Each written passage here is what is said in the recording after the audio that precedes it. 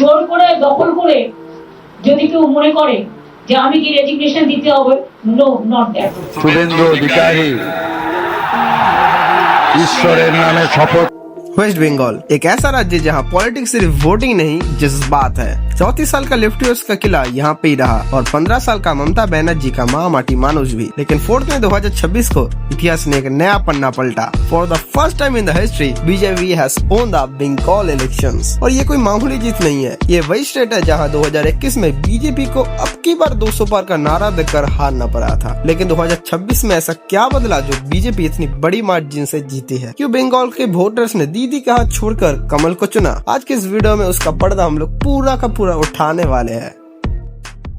First of all देखा जाए तो 2021 के इलेक्शन के बाद टीएमसी का बल अच्छा खासा भारी ही था। इवन 2024 के लोकसभा इलेक्शन में भी टीएमसी ने अच्छा खासा रिजल्ट किया था और बीजेपी का वोट शेयर उस साल अच्छे मार्जिन से गिरा था एज कम्पेयर टू 2019, जहां 2019 में बीजेपी ने 18 और टीएमसी ने 22 सीटें जीती थी। वहीं 2024 में टीएमसी की सीट बढ़ के हुई थी 29 और बीजेपी की सीट गिर के हुई थी 12। तो फिर 2024 से 2026 मतलब इन 2 सालों में ऐसा क्या हुआ तो बीजेपी ने विधानसभा इलेक्शन में पूरा का पूरा पासा पलट दिया।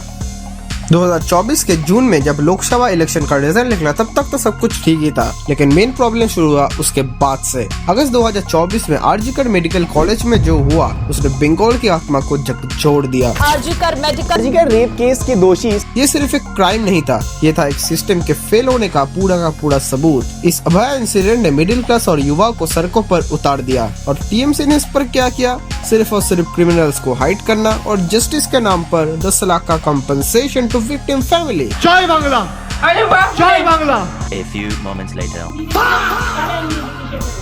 अब तो क्वेश्चन डालने जा रहा है। और ये सब सुनने के बाद आपके पैरों तले जमीन जरूर से खिसक गई होगी और यही हुआ था बंगाल के आम इंसानों के साथ। इसके बाद अर्बन वोटर्स जो पहले न्यूट्रल थे वो धीरे धीरे एंटी टीएमसी होने लग गए। टीएमसी का हारने का दूसरा बड़ा रीजन था 2025 में एजुकेशन स्कैम। 2025 में जब सुप्रीम कोर्ट ने 2016 का पूरा रिक्रूटमेंट पैनल को इनलीगल डिक्लेयर किया तब 26,000 टीचरों की नौकरी चली गई थी और तभी बंगाल के हर घर में टीएमसी के विरुद्ध खौफ बैठने लगा। युवाओं ने देखा कि उनकी मेहनत की कोई कीमत ही नहीं है क्योंकि पैसे से ही सब कुछ खरीदा जा रहा था।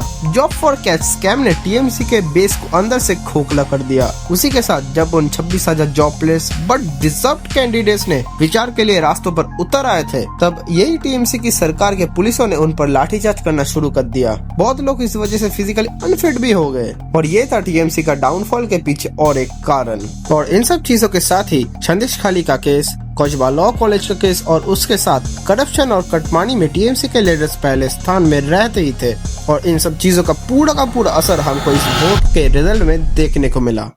उसके साथ ही इलेक्शन से ठीक पहले 2025 के आखिरी में ईडी और सीबीआई ने इन्वेस्टिगेशन की स्पीड को ट्रिपल कर दिया। आईपैक के ऑफिस से लेकर ब्लॉक प्रेसिडेंट के घर तक रेड्स हुए और बंगाल के लोग तो तोलाबाजी के बारे में जानते ही है। उस तोलाबाजी का रिकॉर्ड पूरे पब्लिक के सामने पेश हो गया और ये सब चीजों ने टीएमसी की ऑर्गेनाइजेशनल मशीनरी को पूरा पैरालाइज कर दिया। कई बड़े लीडर सेफ साइड देखकर बीजेपी को ज्वाइन कर लिए और टीएमसी का ग्रास रूट स्ट्रक्चर पूरा बिखर गया। और एसआईआर का जादू के बारे में तो बंगाल के लोग जानते ही है। बंगाल के जो फेक वोटर्स और डेड वोटर्स भी इलेक्शन लिस्ट में थे वो वहाँ से हट गए, जिसके कारण टीएमसी का फेक वोट बैंक भी पूरा चकनाचूर हो गया।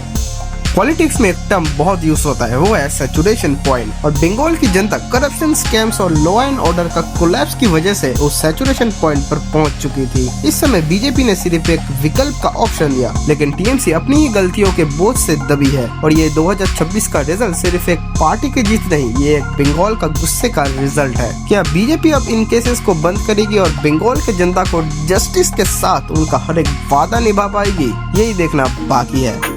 तो यार वीडियो को ज्यादा लंबा ना करते हुए आज का वीडियो यहाँ पे इन करते हैं। वीडियो को अच्छा लगे तो छोटा सा लाइक कर देना, चैनल को सब्सक्राइब कर देना और हाँ यार एक छोटा सा रिक्वेस्ट, मन लगे तो कर देना कमेंट में भारत माता की जय और जय हिंद लिखना भूलना मत। और कोई सवाल हो तो इस वीडियो में कमेंट सेक्शन में जरूर पूछ लेना, क्योंकि सवाल करना आपका धर्म है और सच्चाई बताना हमारा कर्म है। तो मिलते हैं फिर किसी नेक्स्ट धमाकेदार वीडियो के साथ, तब तक के लिए जय हिंद, जय भारत, वंदे मातरम।